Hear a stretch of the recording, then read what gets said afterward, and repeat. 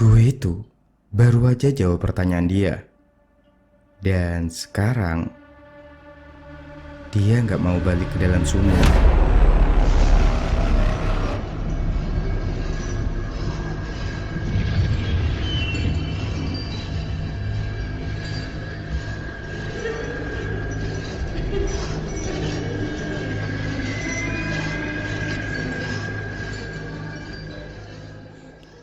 Cuy, lu pernah gak sih ngerasa ada tempat yang kelihatannya tuh biasa aja, tapi tiap kali lu lihat ada perasaan kayak jangan lama-lama di sini, kayak tempat itu tuh bukan buat manusia. Gue itu cuy, dulu gak pernah percaya dengan hal yang begituan, sampai di titik gue nemuin satu treat yang tolol sih, yang seharusnya gue skip. Tapi cuy, waktu itu malah gue baca, dan yang lebih gobloknya lagi malah gue datengin. Dan sekarang cuy, gue itu cuman mau bilang satu hal ke lu.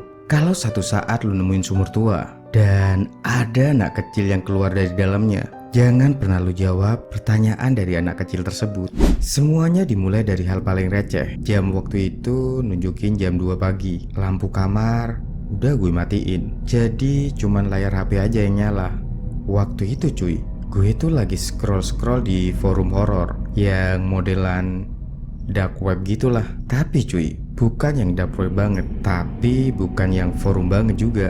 Terus pas gue scroll-scroll itu, gue nemuin satu tweet. Judulnya sih pendek, Sumur Ritual Lama Yang Masih Aktif. Akhirnya gue klik tweet tersebut. Cuman isinya tuh beda. Bukan sekedar cerita horor, bukan cerita dramatis, bukan pula pengalaman lebay.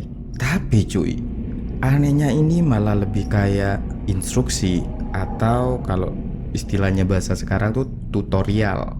Tapi tutorialnya ini detail banget cuy. Lokasi ritual disebut, barang yang harus dipakai dalam ritual disebut, bahkan harga barang yang akan digunakan di ritual tersebut cuy juga disebut. Dan itu yang bikin gue mulai gak nyaman, karena tweet ini ditulis bukan kayak orang ngarang, tapi ini lebih kayak orang lagi ngasih tutorial. Dia bilang, kalau lu lagi di kota tua, cari toko barang antik yang hampir gak pernah rame. Masuk ke dalam, jangan ngomong sama siapa-siapa, langsung menuju ke belakang, dan kemudian nyari rantai 9 ruas. Bukan 8 ruas, bukan 10, tapi harus 9. Waktu itu cuy, gue sih masih santai, sampai gue baca bagian akhirnya. Kalau kamu gagal, rantai itu akan kembali ke toko dengan 1 goresan tambahan. Saat ini sudah ada 48 goresan. Di saat gue selesai baca tweet tersebut, gue cuma bisa diem, karena kenapa isi tweet tersebut spesifik banget. Gue sih seharusnya berhenti di situ cuy, serius sih. Tapi ada satu hal yang bikin gue gak bisa, yaitu rasa penasaran. Lu tahu kan, rasa penasaran yang gak sehat, yang makin lu tahan, makin ganggu banget ke kepala. Akhirnya cuy, keesokan harinya gue putusin pergi ke kota tua. Sore hari menjelang maghrib, tempatnya sih masih rame, tapi gak serame biasanya. Gue pun jalan pelan, nyari toko yang dimaksud. Dan pada akhirnya gue nemuin toko tersebut. Tokonya sih kecil, catnya udah kusam, dan pintunya setengah kebuka. Gak ada tulisan papan nama yang jelas, cuman tulisan yang udah pudar, dan tulisannya impor. Waktu itu cuy, gue langsung masuk. Dan begitu gue masuk, di dalam toko tersebut itu sunyi. Bukan kayak sunyi toko biasanya, tapi cuy, sunyi yang kayak suara lu sendiri itu gak bisa lu denger. Dan di dalam toko tersebut cuy, banyak barang-barang aneh, topeng, patung, senjata tua. Dan di tempat paling belakang toko itu gue pun ngeliat sebuah rantai. Gue jalan ke rantai tersebut, gue deketin, dan pada akhirnya gue ngeliat dengan jelas rantai 9 ruas, sama persis dengan yang gue baca di tweet. Dan di gagangnya penuh dengan goresan.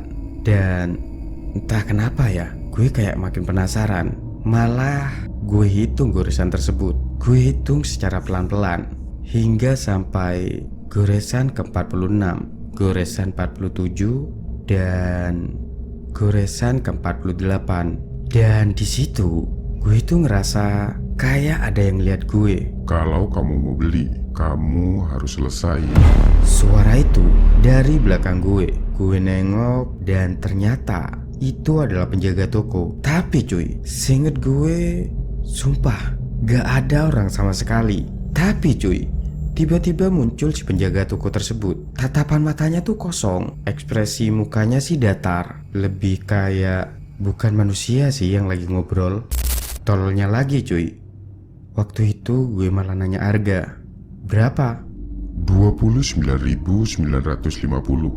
Jawaban si penjaga toko tersebut menurut gue sih cepet, kayak yang tanpa mikir. Atau lebih ke kayak dia itu udah tahu gue bakalan nanya harga. Pada akhirnya gue bayar, dan dia itu gak ngasih kantong. Si penjaga toko itu cuma naruh rantainya ke tangan gue dan bilang, Jangan sampai salah menjawab.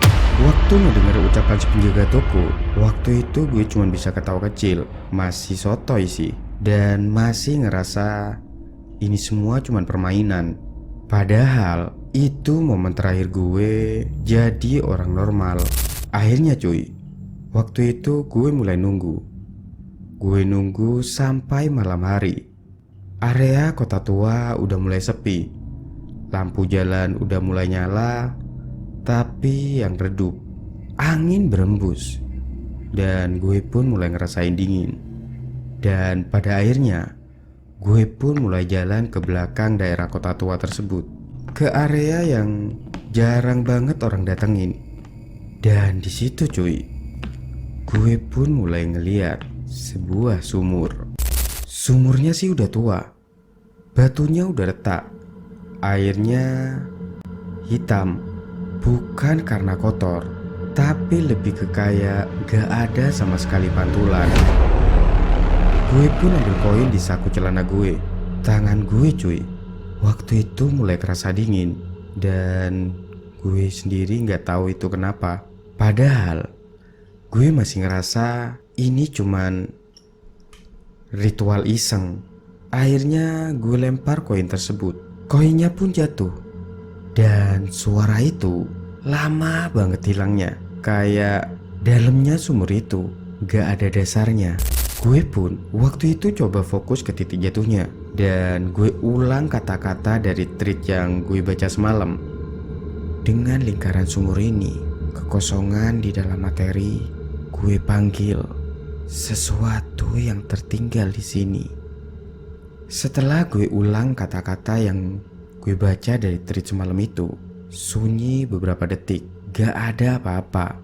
Dan gue pun hampir ketawa waktu itu. Sampai pada akhirnya air di dalam sumur itu mulai gerak. Gerakannya sih pelan. Dan dari dalam sumur ada tangan kecil yang muncul, basah, pucat. Terus muncul kepala dengan rambut panjang yang nutupin muka. Dan pada akhirnya sosok itu muncul seutuhnya. Seorang anak perempuan sekitar umur 9 tahunan lah. Dia itu naik dari dalam sumur tanpa suara, tanpa cipratan air. Dia itu cuma berdiri, nunduk, terus pelan-pelan ngangkat kepala, dan dia itu bertanya, Mas, ibu aku kemana ya? Detak jantung gue langsung kenceng banget waktu itu. Karena gue inget ini bagian yang amat sangat penting. Dan kalau jawaban gue salah, selesai cuy. Waktu itu gue coba narik nafas. Seperti yang dituliskan di tweet tersebut, gue harus ngejawab, ibumu sudah lama pergi. Tapi lihat ke langit. Dia ada di sana sekarang. Si sosok anak kecil itu diem. Dan beberapa detik kemudian, sosok anak kecil tersebut mulai tersenyum. Dan di situ cuy, gue pun mulai sadar kalau itu bukan senyuman anak kecil. Mulutnya waktu itu kebuka lebar. Giginya bukan lagi gigi anak kecil, panjang, runcing, dan matanya hitam. Hitamnya yang full semata, kayak sumur itu sendiri. Dan di saat sosok itu ngomong lagi, tapi suaranya udah mulai beda, lebih berat dan lebih dalam. Jawaban benar. Dan tiba-tiba cuy, dia itu langsung lari ke arah gue. Di saat sosok itu mulai dekat, gue pun cuma bisa refleks. Gue ayunin rantai di tangan gue. Krak! Kena sih cuy. Tapi sosok itu gak berhenti sampai sosok itu pun nabrak gue. Yang gue rasain cuy, badan sosok anak kecil tersebut berat banget. Dan gue pikir gak mungkin badan sosok sekecil itu bisa jadi seberat ini. Hingga pada akhirnya waktu itu kita pun jatuh. Gue hampir saja masuk ke sumur. Dan waktu itu gue lihat di dalam sumur tersebut bukan lagi isi air, tapi tangan yang banyak cuy. Dan tangannya tuh banyak sekali gerak, nari, dan nunggu sesuatu yang jatuh ke dalam sumur tersebut. Akhirnya gue sadar cuy, ini bukan soal ngalahin, tapi ini lebih ke soal jangan sampai jatuh. Akhirnya gue pun bangkit. Gue ayunin lagi rantai yang gue pegang. Dan kali ini cuy, ayunannya tuh lebih keras. Rantai itu kayak yang hidup. Jadi rantainya tuh kayak yang tahu harus ngapain. Hingga pada akhirnya gue pun berhasil cuy. Sosok itu jatuh. Tubuhnya waktu itu kayak yang retak. Dan sebelum sosok itu hilang, sosok itu berbisik, tiba-tiba cuy, semuanya jadi sunyi. Sumur kembali diam. Dan di sekitaran gue ini banyak sekali koin. Kayak semua koin yang pernah dilempar ke sumur itu muncul di sekitaran gue. Dan seharusnya gue seneng ngeliat itu. Tapi cuy, gue tuh gak ngerasa apa-apa. Karena di tangan gue, rantai itu goresannya bertambah satu. Sekarang gue pun mulai ngerti, itu bukan ritual buat dapet uang, tapi cuy, itu cara buat milih siapa berikutnya. Dan rantai itu gak pernah punya pemilik tetap. Dia itu cuman pindah tangan. Dan sekarang gue pun masih pegang dengan 49 goresan. Dan yang paling aneh, sejak kejadian malam itu cuy, kadang gue itu dengar suara pelan dari tempat yang gak ada. Mas, ibu aku kemana ya? Dan setiap kali gue ngedenger kalimat itu cuy, gue pun sadar satu hal. Mungkin gue itu gak pernah benar-benar menang.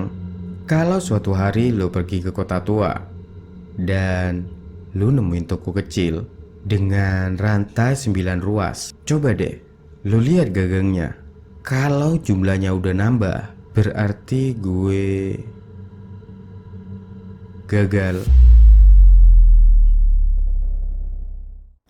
Yap, dan itu tadi cuy, adalah adaptasi cerita dari salah satu cerita creepypasta dengan judul The Well.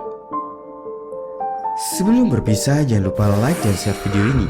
Dan jangan lupa juga klik tombol subscribe dan lonceng notifikasinya agar tidak ketinggalan video-video selanjutnya.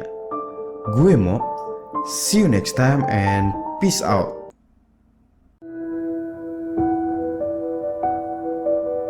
Shadows crawl where the light can't stay. Breathless echoes in the void.